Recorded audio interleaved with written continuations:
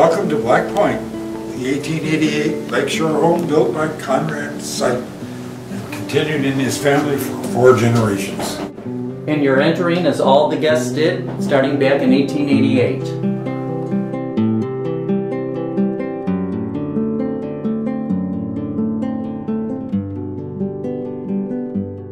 Seven generations of Seipp enjoyed coming to this home and stayed. Stayed in the family for 4 generations until it was finally donated to the state.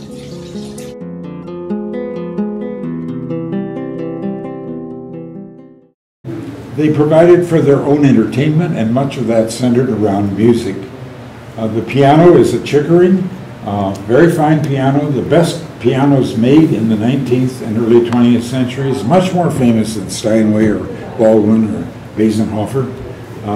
And it came here, of course, on a boat, was dragged up the hill.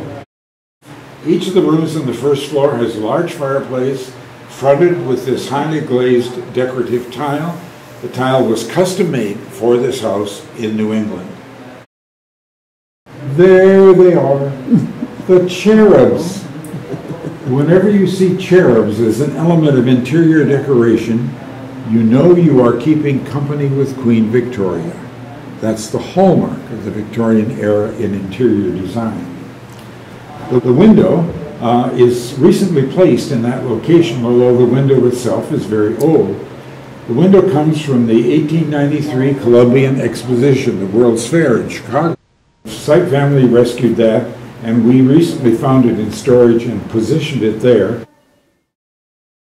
After 100 years of being played with by sweet, tender, gentle little girls, this thing was beat up. So a local history group made it a project to have it restored. And the furniture you see in the house is of the period. We do have some of the original, but it's mostly bits and pieces. Somebody asked me one day, what do you do if an antique dealer comes? And I said, we break out the oxygen. Lightweight bedding, much of it made by the ladies of the house. This is beautiful work. I believe this is called crocheting. But what tickles me about it is you see it had a patch. Now, they had lots of money. They could have gone to Bed Bath & Beyond and gotten anything they wanted. But no, gets a little rip in it. Get out your needle. My dear, we can fix that.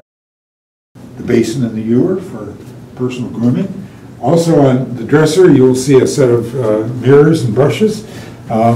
Sterling silver, very, very fine. And it includes this item. Yes, a button hook. It's a button hook. Because the ladies wore boots. Came up a mid-calf or higher. And they also wore corsets even in the summer. And they, of course, didn't bend real well. So this was very, very handy. Every red bedroom, all 13, has a writing desk or table because it was part of the role, the duty, the lifestyle of the Victorian-era woman to maintain her correspondence. And she didn't do it with Facebook or tweets or emails or what have you. She did it with handwritten notes. The last person to use this room was Alma, and she left us her medicine chest. Some prescription bottles in there from Lake Geneva pharmacies, various patent medicines or over-the-counter things.